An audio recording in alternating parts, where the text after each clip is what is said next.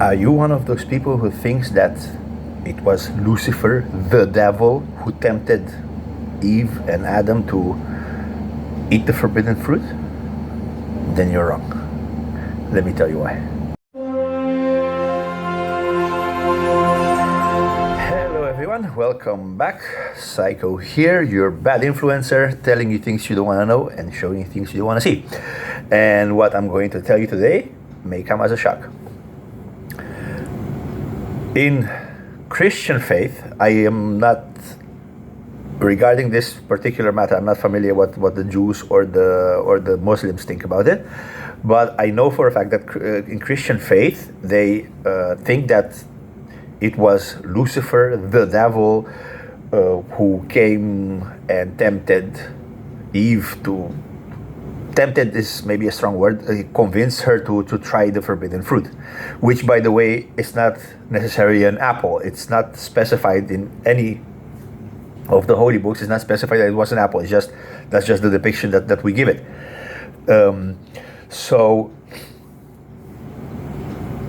what it says, and I know this from the Bible, I'm pretty sure in the Quran and in the Torah it's exactly the same. It says that the serpent tempted, convinced Eve to try the forbidden fruit. This is not Lucifer. And why am I saying this? Because best as I can tell, Lucifer was by that time already in hell. Lucifer has, ever since the beginning of time, been in hell, because the beginning of time, as I mentioned in the previous video, is most probably not the beginning of actual time. So what most people mean when they say beginning of time means Adam and Eve, right? Creation. But like what I told you in the last video, most probably there were already people on Earth. And they were most probably the savage races that we know, humanoid races that we call, like the Neanderthal, the Cro-Magnon, the Homo affluensis, all the other guys. So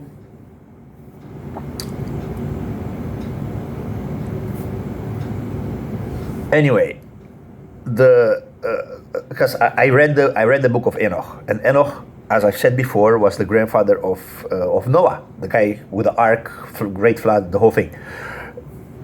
Enoch was the grandfather of Noah. So Enoch was actually a prophet, and I'm not sure why they did not put his book in the Bible as well, because it's actually very interesting. And Enoch mentioned that this serpent, he actually called him by name. The serpent is one of the angels who came down to mate, and this is written in the Bible, to mate with human females. He was one of them. And this is the tricky part, because I'm still trying to figure that part out, but best as I can tell, he was already showing himself to humans in the form of a serpent. Most probably a dragon. And why am I saying this?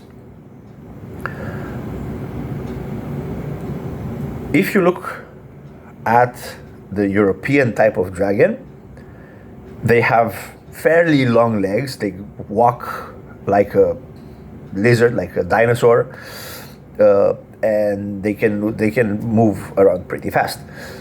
But if you look at the Chinese dragons, they have much shorter legs, and they're more on serpentine movement, right? So, personal belief, probably this is a before and after type of thing, where God cursed the serpent into crawling for eternity. And I think he may have looked more like a European dragon before, and after God cursed him, probably his legs got shortened, and then he started crawling into the serpent type movement. Personal belief, best as I can tell. Now, as I've said before, these angels came down and they had humanity worship them as gods. And if you read the the Iliad and the Odyssey written by Homer, right? This is and this very much coincides with what it says in the book of Enoch. They came down and they started basically bickering. They started getting as many humans as possible on their side, and all of them started basically fighting each other. But they were not fighting each other. They had the humans who were following them fight on their behalf. So obviously they were heavenly creatures, right? Angels. So they came down, and so they most probably spread out all over the world. And why I'm saying this is because in just about anywhere in the world where you look at it, there has been some sort of serpent god.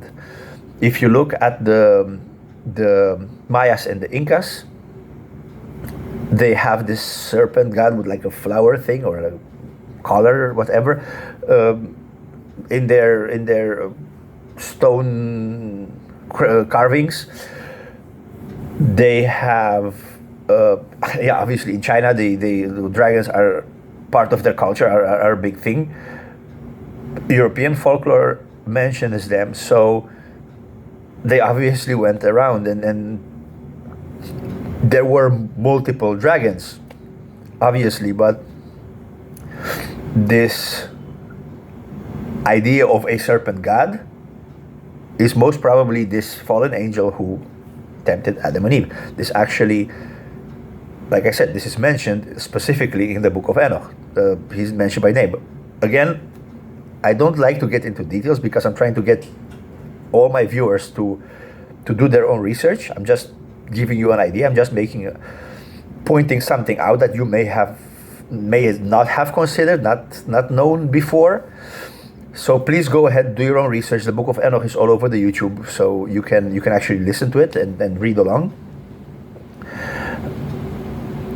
Obviously, everybody knows about the Chinese dragons, and I mean, I'm sure if you know anything about history and cultures, you know that the Incas had this serpent gods type of thing. So think about it. That's all I wanted to say. I just wanted to share this. Basically, humans have a tendency to blame everything on Lucifer or Satan, which also is a bit of a weird thing, because I think Satan, the European Satan, comes from the Arabic shaitan, and shaitan, they were like these spiritual entities, but they were more commonly associated with the jinn, which were neither angel nor demon. They were their own type of creature, and they were tricksters, quite tricky. And I'm thinking probably that's how the whole Satan thing started, because Lucifer was a seraph, and the seraph is a choir of angels, one of the choirs of angels. The huge six-winged creatures whose wings are always on fire, and actually with the seraphim, which is what we commonly know them as, it means the burning ones. So this is what Lucifer was, and it's pretty well known. So he wasn't a shaitan, he wasn't Satan. So this is also a misconception. Please do your research about it. Think about it. Like I said, what I'm trying to say is don't believe everything you hear. Don't believe everything you're told.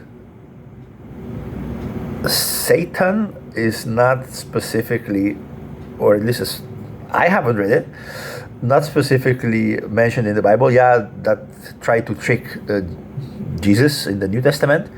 But I'm gonna talk about that in another video, and I think you'll find that interesting as well. So anyway, I'd like you to think about this. Lucifer was not the guy who tempted Adam and Eve. So do your research on that. As always, thank you for watching. Thank you for your patience. I hope you enjoyed it. I hope I gave you something to think about. I'll see you in the next one. Peace.